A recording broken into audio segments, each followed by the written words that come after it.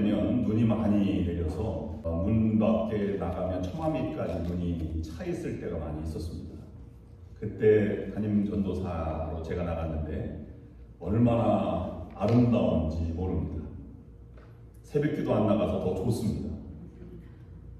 그런데 그 눈이 오면 한 달 정도가 막혀서 이제 식량도 구하기가 어렵고 난방도 어려운 그런 현실 맞이하긴 하지만, 눈이 많이 올 때 그 큰 수백 년 된 소나무 고목들도 쓰러집니다.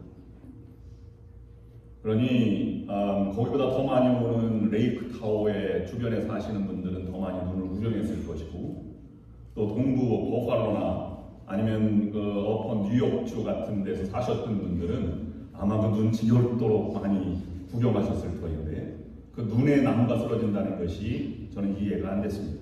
아폴라이언 감리교회 뉴저지에서 목회하던 최효선 목사님이 그것을 보고 설교 제목을 하나 달았는데 이렇게 달았습니다. 눈꽃 한 송이의 무게라는 것을 설교하신 적이 있습니다. 여러분, 고목나무가 쓰러질 때 눈이 한두 방울 쌓여서 쓰러지는 것이 아닙니다.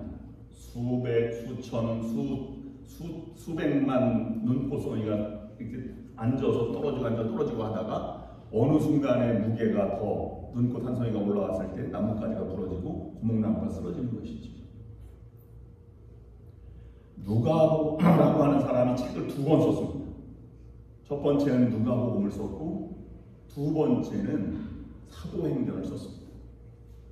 그런데 이것은 오늘날 모든 세계에 있는 그리스도인들이 감동적으로 사도들의 행전을 기록하고 성령의 역사를 경험하는 오순절 사건을 증언해 주기 위해서 기록한 것이 아니었습니다.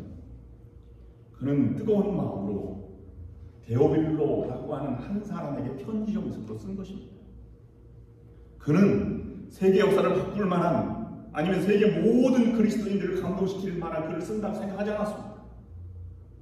내가 가지고 있는 작은 정성과 열정을 글로 표현해서 그 사람 하나를 전하기 위해서 정성스럽게 쓴 편지 형식의 글이 세계 역사를 바꾸었고 기독교 역사를 증언하는 가장 위대한 복음서 책과 사도행전이 된 것입니다. 누가는 거기까지 생각을 못했을 것입니다. 그러나 우리가 생각해 볼 일이 있습니다. 조그마한 일이라고 그것이 의미 있고 기도하는 가운데 하나님께 바쳐진 섬김과 헌신이라면 언젠가는 그것이 놀라울 만큼 쓰임이 될 때가 있다는 것입니다. 설사 그것까지 안 가더라도 내 삶의 고백이고 신앙 고백이면 그것이 족한 것입니다.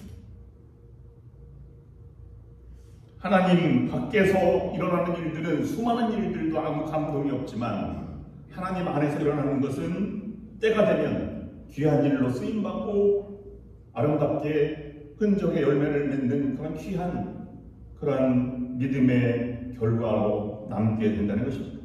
그것이 성령의 역사요, 하나님의 나라의 확장이요, 하나님의 방법이요, 하나님의 계획입니다. 그것을 사도행전으로 우리에게 보여주고 있습니다. 오늘 1절부터 4절까지 있는 말씀을 우리가 묵상하면서 여러분들에게 우리에게 주는 교훈이 무엇인지를 크게는 4가지를 묵상하면서 우리에게 주시는 교훈을 묵상하려고 합니다. 첫 번째는 여러분 하나님 앞에서 위대한 열매를 꿈꾸며 살아가십시오. 우리들은 하나님 안에서 행하시는 모든 일은 아무리 작은 것이라도 눈꽃 한 송이처럼 귀한 일임을 잊지 말아야 합니다. 나는 왜 이런 일을 하고 있지? 남들이 알아주지 못하고 내 바쁘고 이렇게 힘든데 라고 생각해서는 안 되는 것입니다. 그러므로 우리 모두는 하나님 안에서 일을 행할 때마다 어떤 순간이든지 때가 되면 하나님의 손에 의해서 귀하게 아름답게 선하게 감동적인 열매로 맺어진다는 사실을 기억해야 할 것입니다. 한 사람을 위한 무릎 꿇는 중보기도가 그 사람을 감동시켜서 일평생 그리스도인이 되게 만들 수도 있습니다. 적은 양이지만 정말로 하나님 앞에 드려지는 물질이 많은 생명을 구원하는 일에 쓸 수 있습니다. 한 사람에게 전한 작은 복음이 개인뿐만 아니라 그 가정, 그 가문, 그 사회, 그 나라를 회복시키고 되살리는 게 얼마나 많이 있습니다. 내가 상대하는 아주 보잘것없는 영혼이가 또 그와 함께 기도하고 그와 함께 하나의 일을 가르치는 것처럼 정성스럽게 대하면 그가 나중에 세계를 바꾸는 리빙스터처럼 바울처럼 그렇게 쓰일 수 있는 인물이 될 수도 있는 것입니다. 주방에서 나무를 다듬고 친교를 준비하는 그런 손길들 힘들고 어려울 수도 있습니다. 그러나 그 행위를 통해서 예수님의 제자들의 발을 씻기는 모습으로 나아가게 된다면 그것이 감동이 되는 것이고 성령이 역사하여 교회가 하나 되고 많은 감동을 불러일으키는 강건해지는 열매로 나타날 수 있는 것입니다. 그것이 하나님의 계획이고 하나님의 방법입니다. 물론 내가 한 일 때문에 큰 꿈을 꾸라는 말은 아닙니다. 내가 행한 일 그것이 곧 나중에는 큰 하나님의 도움에서 열매를 맺으라 이런 꿈을 꾸라는 것이 아닙니다. 나로 하여금 왜 그 일을 하게 하는지 나는 모르지만 그 일을 하면서 감동을 느끼고 그리고 일을 하게 하시고 내가 나의 그런 일을 통해서 하나님의 일을 이루어 가시는 전능하시고 선하신 하나님의 역사하심을 믿고 그 믿음의 의지에서 큰 꿈을 꾸라는 말씀입니다. 빌립보서 1장 6절 말씀에 너희 안에 착한 일을 시작하신 이가 그리스도 예수의 날까지 이루실 줄을 우리는 확신하노라. 이것이 사도 바울의 고백이자 사도들의 고백이고 성도들의 초대교회 성도들의 고백이었습니다. 그것이 주변과 많은 사람을 감동시켰고 주변 그리고 관리들을 감동시켰고 세계를 복음으로 정복해 나가는 그런 출발점이 된 것입니다. 두 번째 오늘 본문에서 묵상하고자 하는 것은 사도행전에서 말하는 귀한 모습들을 우리가 본받으라 하는 것입니다. 우리는 사도행전에 있는 교회, 특별히 예루살렘 교회와 또는 최초로 안디옥 교회가 세워진 것의 모습을 바라보면서 야 정말로 훌륭한 교인들이고 훌륭한 교회다 가장 아름답다 이렇게 표현합니다. 근데 그 아름답다는 표현을 다른 복음 증거하고 기적이 일어나고 성령 감동이 일어나고 많은 그런 주변 사람들의 온 도시가 막 변화되는 그런 것도 물론 있지만 아름답다는 첫 출발점은 그 예루살렘 교회와 초대교회의 구성원들과 교인들의 모습이 어떤지를 맨 처음에 보여주고 있는 것이 첫 번째입니다. 첫 번째는 사도들이 각자 나눠지지 않고 하나가 된 것이 아름다운 모습의 출발점입니다. 어떻게 알 수 있느냐? 누가의 입장으로 한번 생각을 해보시면 됩니다. 누가는 책을 두 권 썼다고 했는데 첫 번째 누가복음을 썼고 두 번째 사도행전을 썼는데 누가복음에 썼을 때에는 그 예수 그리스도의 모습을 전혀 다른 각도에서 전해주고 있습니다. 누가복음에는 예수님이 제자들을 택하시고 그들을 가르치시고 그들은 배우고 훈련받고 그 다음에 때로는 자리다툼을 하거나 아니면 철부지의 모습으로 나아가거나 영적으로 무지하거나 아니면 겁먹은 겁쟁이의 모습으로 그려지고 있습니다. 부활하고 나서도 누가복음만은 그렇게 기록하고 있습니다.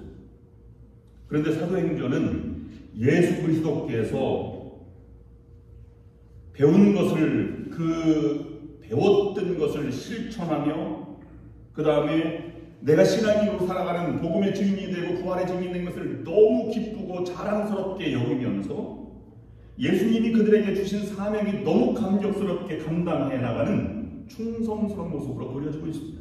전혀 다른 제자들의 모습을 그려주고 있는 것입니다. 그래서 사도행전은 죽음조차 두려워하지 않고 멸시와 천대도 두려워하지 않고 그리스도의 이름으로 능력까지 행하는 자랑스러운 하나님의 사도들의 모습을 우리에게 전해주고 있는 것입니다. 비겁하게 도망치는 자가 아니라 죽음도 감옥도 그들을 묶어둘 수 없는 열정과 감동을 가진 인생으로 바꿨음을 우리에게 전해주고 있는 것입니다. 이것이 사도행전이라고 불리는 책입니다. 누가에 의해서 기록된 사도행전은 오늘날 혼란하고 어두운 세상 속에서 사도적인 마음으로 살아가야 할 우리들의 지침서라고 봐도 과언이 아닙니다. 사도들이 변해서 하나가 된 것도 중요하지만 두 번째 아름답다고 하는 것은 새로운 세계로 나아가는 데 주저하지 않았다는 것입니다. 성령은 새로운 세계로 인도하시고 교인들은 그 길을 뚜벅뚜벅 걸어갔습니다. 어떻게 합니까? 여러분, 유대인들은 특이한 사상이 하나 있는데 율법 선제설이라는 것이 있습니다. 우리 기독교인들은 그것을 받아들이기가 거의 불가능합니다. 유대인들 입장에서는 예수님, 천지를 창조하기 이전에 하나님이 무엇을 먼저 창조했느냐 하면 법을 먼저 창조했습니다. 말씀, 법, 율법을 먼저 창조했다는 것입니다. 그래서 그걸 요한복음에서는 로고스라고 얘기하고 그것이 내 마음에 들어왔다 그래서 레마의 복음, 레마의 말씀 이렇게 여러분들도 배웠을 것입니다. 그런데 율법, 천지 창조하기 전에 율법을 만들었다고 하는 것은 선민의식이 강한 것입니다. 하나님이 우리를 선택해 주셨다고 하는 것이죠. 근데 선민의식이라고 하는 것은 섞일 수 없는 것입니다. 하나님 나에게 특별한 그런 이 존재 자격 아니면 품위를 주셨다라고 하는 것입니다. 그래서 그들은 이방 사람과 결혼도, 이방 사람과 전쟁도, 아니 우상도, 모든 것도 금하고 있는 것이 바로 그 사람들입니다. 같이 밥을 먹는다든가. 그런데 사도행전에 가면 그것이 무너지기 시작합니다. 베드로가 고넬료 환상을 보고 고넬료 집에 방문을 하고 그와 함께 이방인과 함께 식사를 하는 장면이고, 사도들로서는 도저히 이해할 수 없는 이방 사람들이 할례를 받아야 기독교인이 되느냐 아니냐를 가지고 논쟁할 때 베드로가 가장 먼저 하나님이 주신 것을 길로 나아가자, 그리고 할례가 없어도 기독교인으로 받아들일 수 있는 걸 용납하자라고 하는 것을 나아가는 것은 그들이 상식적으로, 전통적으로, 이성적으로 생각할 수 없는 것을 받아들이는 능력을 가지고 살아가는 삶의 모습을 보여주고 있는 것입니다. 이것이 새로운 세계를 인도하는 성령을 의지하는 초대교회 모습이라고 하는 것입니다. 세 번째는, 교회는 그러므로 강력한 성령의 역사가 나타나게 되었습니다. 예루살렘 교회와 안디옥 교회가 성령께 세워주셨습니다. 그래서 초대교회는 교회의 모습을, 교회다운 교회의 모습을 성령 강림 또는 성령의 역사를 통해서 인도하셨던 곳에서 초대교회의 능력을 찾습니다. 성령의 역사가 일어났다는 것은 우리들도 그런 역사를 사모하고 또 행하며 살아갈 수 있도록 그 당시에만 성령의 역사가 있는 것이 아니라 오늘날에도 우리가 예배드리는 현장에서 존재한다는 것을 우리에게 가르쳐주고 있는 것입니다. 어거스틴은 교회를 우리들의 어머니라고 했습니다. 어머니라고 할 수 있는 교회를 잘 섬기려면 사도행전에 나타난 교회의 모습을 배우고 닮아가고 실천해야 합니다. 분열보다는 통일을, 그리고 멸시보다는 격려를, 그리고 이해와 사랑을. 그래서 세상에 배타적이고 나눠진 세상 가운데에서 빛과 소금으로 감동의 역사를 만들어가고 사랑의 공동체를 만들어가는 것이 우리의 삶의 모습이 되어야 할 것입니다. 성령이 세우시고 인도하신 초대교회 모습으로 돌아가는 것, 그것이 부름에 응답하는 과정입니다. 그때부터 하나님의 역사는 시작된 것이고 우리의 이성과 삶의 지평을 넘어서서 부흥과 열정은 시작될 수 있는 것입니다. 네 번째, 왜 초대교회가 아름답느냐 하면 성도들이 성숙한 모습으로 어느 순간도 흐트러짐이 없는 모습으로 나타나고 있다는 사실입니다. 사도들만 바뀐 것이 아니라 사도가 함께 있던 성도들도 성령에 의해서 안수받고 사도 바울을, 살인자를 담임 목사로 세워주는 과정과 그 뜨거운 마음으로 모든 이방인들을 섬기고 받아들이는 마음과 그 중에서는 빌립과 스데반, 고넬료, 바나바, 루디아, 아나니아와 같은 사람들이 헌신자로 나타나는 모습들을 보면서 한 사람도 성숙성 정도가 보통 넘는 사람들이었다는 것을 이제 보여주고 있습니다. 이야기 들으면서 피를 뜨겁게, 우리의 피를 뜨겁게 만드는 시간이 거기에 있습니다. 우리가 눈에서 눈물을 나도록 감동스러운 역사가 그 속에서 있습니다. 우리들의 머리가 저절로 숙여지게 하는 그런 성숙한 신앙인의 모습이 사도행전에 녹아 있습니다. 그러므로 우리들도 개개인이 새롭게 변화되고 세움받아 쓰임받는 귀한 하나님의 일꾼들이 되어야 할 것입니다. 누군가가 쉬운 산에 되면서 이런 글을 하겠습니다. 늙어가는 것이 서러운 것이 아니라 아무것도 한 것이 없는 게 더 서럽다. 내 나이 50살, 그 절반은 잠을 잤고 그 절반은 노동을 했으며 그 절반은 술을 마셨고 그 절반은 사랑을 했다. 어느 날 밤 뒤척이다 일어나 내 50살을 되돌아보며 거꾸로 세워본다. 50, 49, 48, 47 아직 절반도 못 세웠는데 눈물이 난다. 내 나이 50살 변하지 않는 건 생각날 때 가져온 생겨날 때 가져온 울어도 마르지 않는 눈물샘뿐이다. 그렇습니다. 하나님 앞에 쓰임받지 않았다면 우리 인생은 허무한 것입니다. 아무것도 아닌 허망한 삶으로 남을 수밖에 없을 것입니다. 여러분, 누가는 이 감동스러운 글을 쓰면서 여러분 놀라지 마십시오. 누가는 예수님을 한 번도 현실에서 만나지 못했습니다. 그리고 사도 바울의 변한 모습을 보면서 그를 추정했을 뿐입니다. 사도도 아니고 예수를 만난 적도 없는 그가 이런 고백을 할 수 있었다는 것은 분명한 신앙의 깊이를 알아볼 수 있는 것입니다. 전해 들은 소식을 통해서만 감동이 있다면 이러한 역사는 오늘날 일어날 수 있는 것입니다. 너무 가슴이 벅차서 데오빌로 각하여 라는 그 사람에게 전하고자 하는 뜨거운 마음이 거기에 담겨져 있는 것입니다. 우리도 누가처럼 살아야 합니다. 떨리는 입술이라도 입을 열어 복음을 전해야 합니다. 재주 없는 글 또는 나는 실력 없는 글솜씨이지만 펜을 들어 복음 편지를 누군가에게 보낼 수 있도록 우리가 노력해 나가야 할 것입니다. 그것도 없다면, 그런 실력도 없다면 그런 사람을 보내달라고 기도라도 해야 할 것입니다. 그것도 아니라면 내 가지고 있는 작은 재능도 하나님이 어떻게 쓰실지를 우리가 드려야 할 것이고, 그것도 없다면 내 가진 작은 물질이라도 드릴 수 있는 열정과 정성이 있어야 할 것입니다. 그것도 아니라면 누군가를 정말로 예수님의 마음으로 사랑해보고 섬길 수 있는 마음을 달라고 기도해야 할 것입니다. 이뿐만 아니라 이외에도 크고 작은 일들이 우리 손을 기다리고 있음을 잊지 말고 그 앞으로 나아가는 성도들이 되어야 할 것입니다. 세 번째, 오늘 1절부터 4절까지 본문 말씀에서 우리에게 주는 것은 그 성도들의 중심에 뭐가 있었느냐가 중요하죠. 중심에는 예수 그리스도의 죽으심과 부활만이 있었다는 사실입니다. 이것이 복음의 핵심이고, 이것이 감동을 일으키는 것은 우리들의 수고와 우리들의 이해력과 우리의 사랑의 넓이가 아닙니다.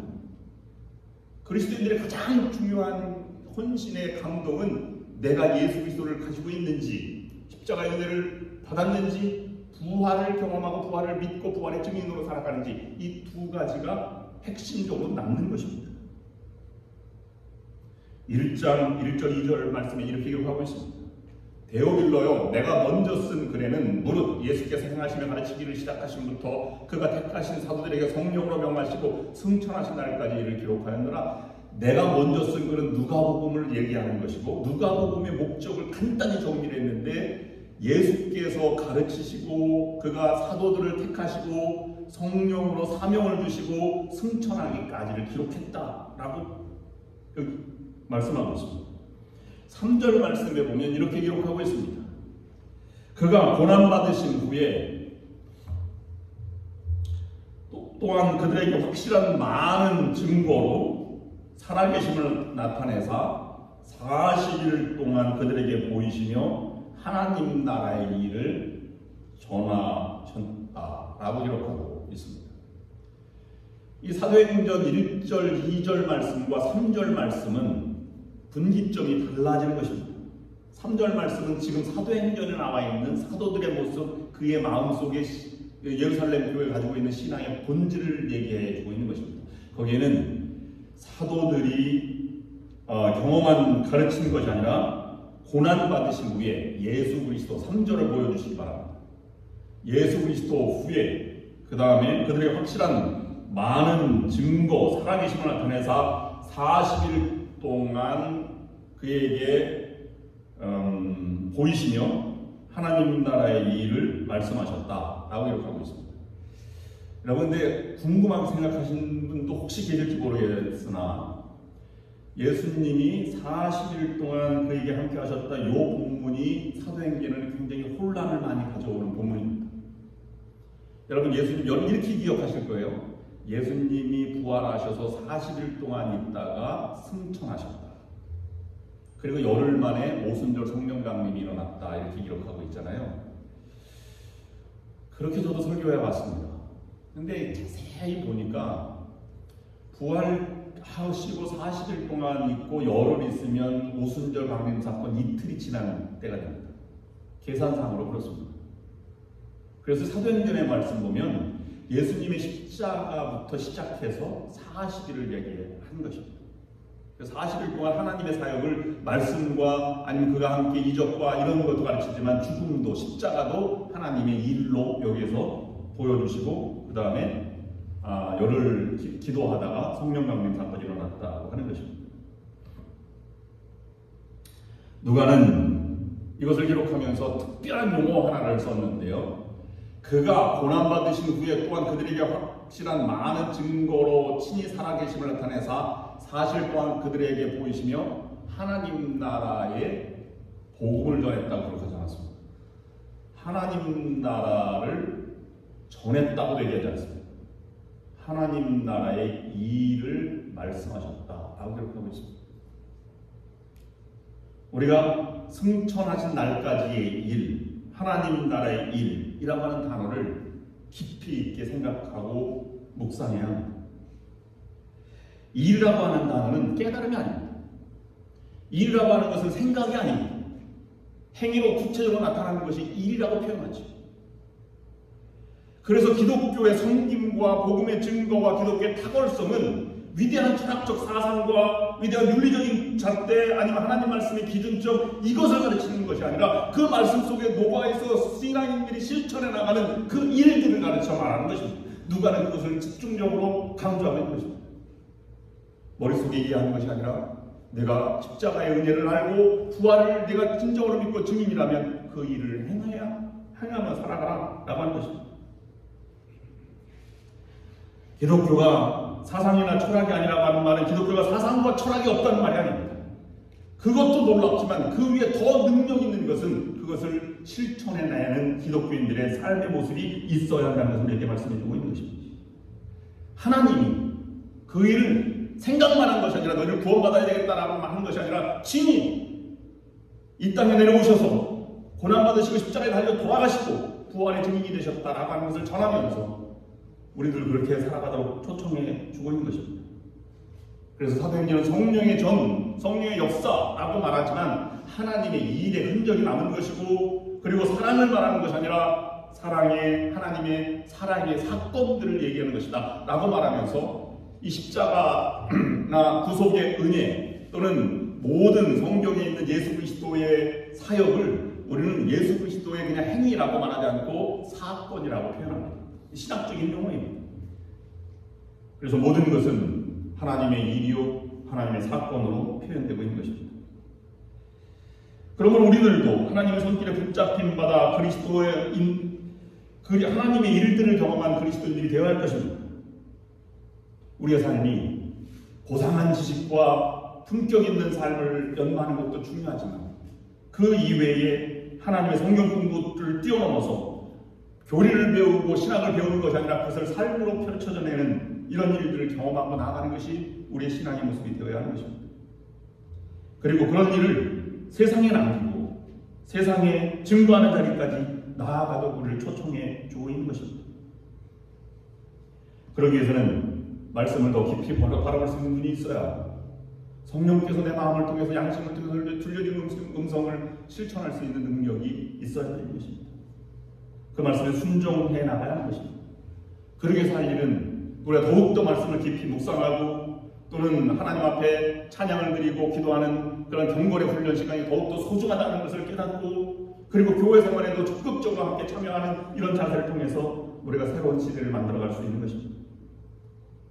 여러분, 세월이 지날수록 가정의 사진첩이 늘어납니다.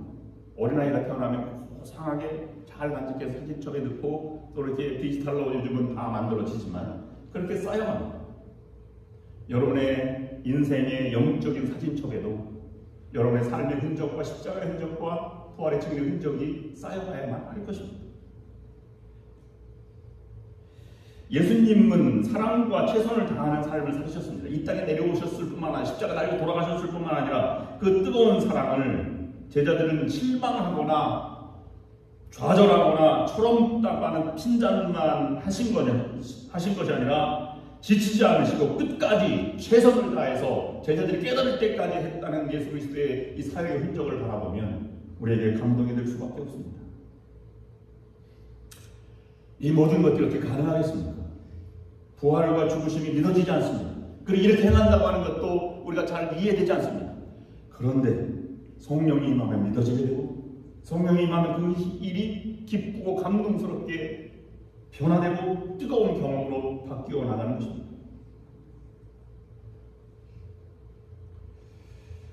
연합성리교회 목사들은 1년에 한 번씩 감독들이 파송한 사람들을 다 불러 모아서 예배 수련회를 합니다. 보통 산타크루즈에서 많이 모이거나 이렇게 리트리트 센터에서 모이는데, 게더링 오브 오더스라고, 그래서 그곳에 가서 작년 갔을 때 감동스러운 마지막 시간인데 축도를 이렇게 하더라고요. 한 목사님이 가서 축도하던데, 여러분 부활이 믿어집니까? 믿어지지 않습니다. 예수의 십자가가 믿어지지 않습니다. 그러나 분명한 것은 무덤은 비어 있었습니다. 그렇게 증언합니다. 여러분이 이해되든 이해되지 않든 예수님의 무덤은 비어 있습니다.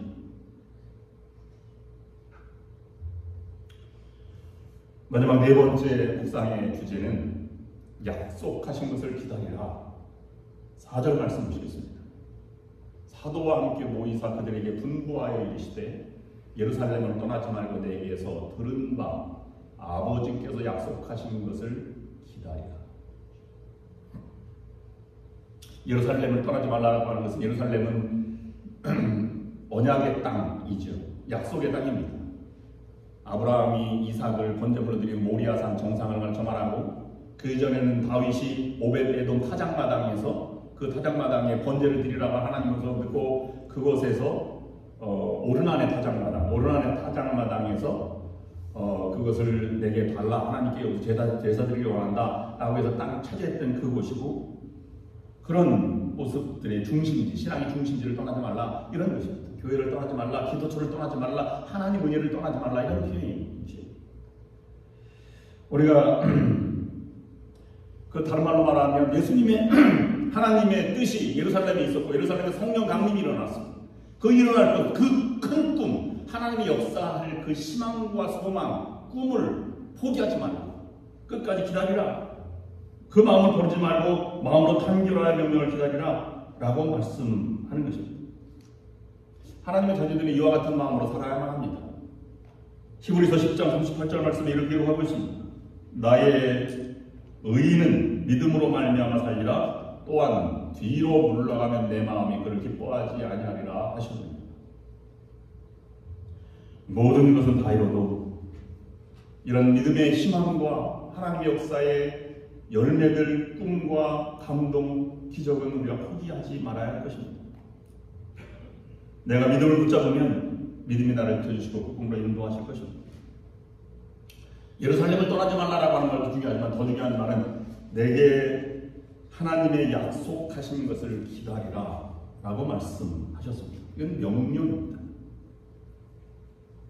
여기서 하나님의 약속하신 것은 여러분이 짐작하듯이 성령 강림을 얘기합니다. 그런데 이 말씀에 깊이 있는 내용은 성령의 역사, 성령만 기다리라는 의미가 아닙니다.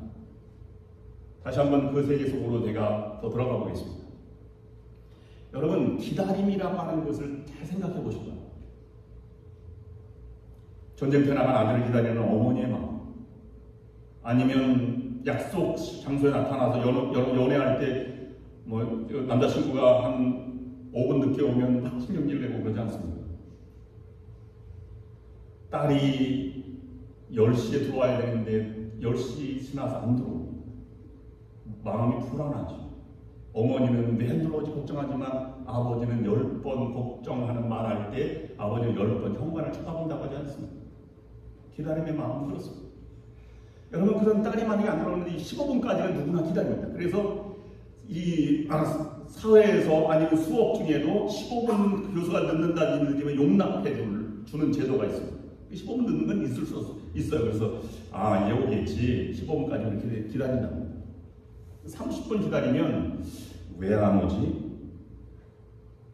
저는 이놈의 자식 이렇게 이제 마음이 바뀌는, 마음이 불안해집니다. 1시간 있으면 1시간 동안 안 오잖아요. 11시도 안 오면 그때 들어오면 안 됩니다. 왜냐하면 맞아 죽어. 들어오기만 해봐 안 돼요. 그냥 이놈의 자식은 그냥 벌써 늦어서 그렇게 들어가면 안 됩니다. 더 기다렸다가 들어가니까 훨씬 더 도움이 됩니다. 2시간 긴 기다리면 저놈의 자식 그렇게 해서 내 중심이었다가 그놈의 자식이 바뀝니다. 그래서 무슨 일이 있는 거 아니야? 혹시 차가 문제가 있나? 배가 아픈가? 이렇게 해서 그 사람이 중심이 됩니다. 여러분, 그래서 12시가 됐어요. 1시가 됐습니다. 그러면 그가 사람만 돌아왔으면 좋겠다는 것을 바뀌어요. 기다려요. 제발 사람만 돌아와서 그때 들어가야 되는 거예요. 그때. 그러면 야단치는 마음도 막 얼싸하고 오히려 잘한다 이렇게 얘기하죠. 4시간쯤 지나면요, 상대방도 아닙니다. 초점이 누구에게 바뀌냐면 하나님께 바뀌어요. 하나님, 제발 그를 보호해 주십시오. 다시 만나게만 해주신다면 감사하겠습니다. 그래서 기다림은 내가 화로 시작했다가 시간이 지날수록 뭐로 바뀌냐면 기도로 바뀌는 게 기도입니다. 그것이 기다림입니다. 그래서 초대교회는 무엇을 기다렸어요? 예수님의 재림을 기다렸어요. 주여 어서 오시옵소서. 말하는 그 2000년 동안 기다린 것입니다. 그걸 다른 말로 얘기하면 종말론 신앙이라고 해요. 하나님이 임하여 주옵소서. 그것을 주기도문에는 나라에 임하시오며 라고 기도하는 것입니다. 그게 기다림입니다.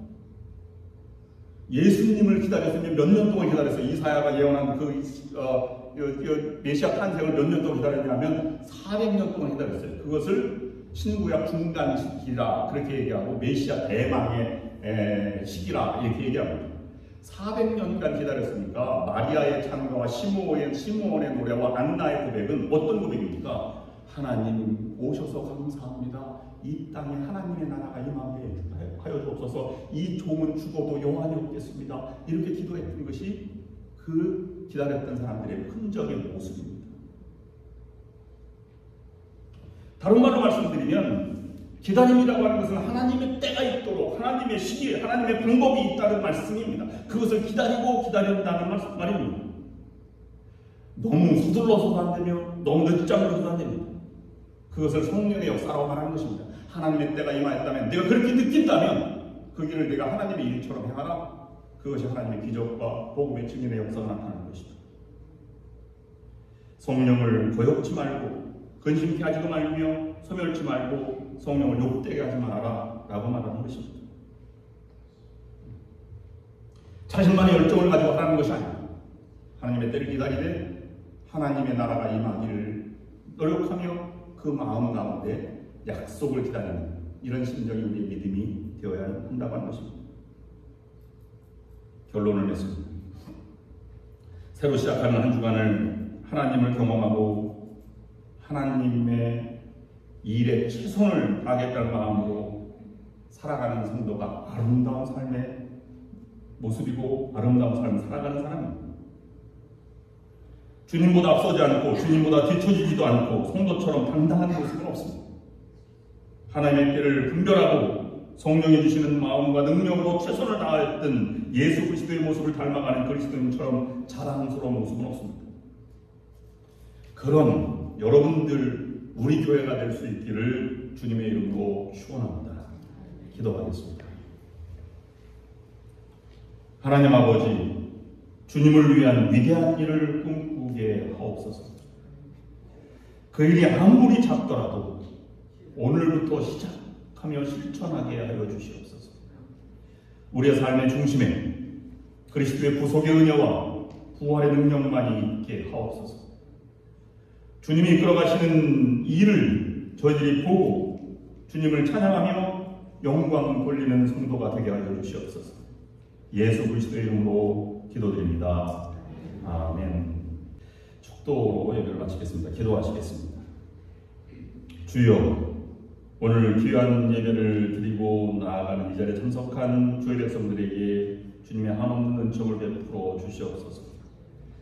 하나님께로부터 받은 은혜로 하나님과 이웃을 사랑하며 섬기며 살아가게 하여 주시옵소서. 그 사랑의 마음으로 이웃을 대접하며 나보다 남을 낮게 여기면서 섬김의 마음으로 살아가도록 인도하여 주시옵소서. 생명을 구원하는 영양식을 날마다 먹고 말씀대로 살아 주의 이름을 빛내는 삶이 되게 하여 주시옵소서. 오늘도 세속의 파도는 우리를 덮치고 있습니다. 이런 유혹을 믿음으로 이기게 하시고 중심에 주님을 모시며 어떤 유혹도 환난도 흔들리지 않고 전진하는 믿음의 성도가 되게 하여 주시옵소서. 오늘도 주님의 뜻을 품고 말씀에 순종하며 나아갑니다. 주의 뜻대로 살아 주님의 기쁨이 되게 하여 주시옵소서. 이제는 우리 주 예수 그리스도의 구원하시는 은혜와 하나님 아버지의 극진하신 사랑하심과 늘 동행하시며 저희들의 힘과 용기를 주시는 성령의 역사임도 교통하시니 오늘 예배를 마치고 나아가는 모든 성도들과 저들의 가정과 하는 모든 일을 위해 이제로부터 영원토록 함께 하옵시기를 간절히 축원하옵나이다. 아멘.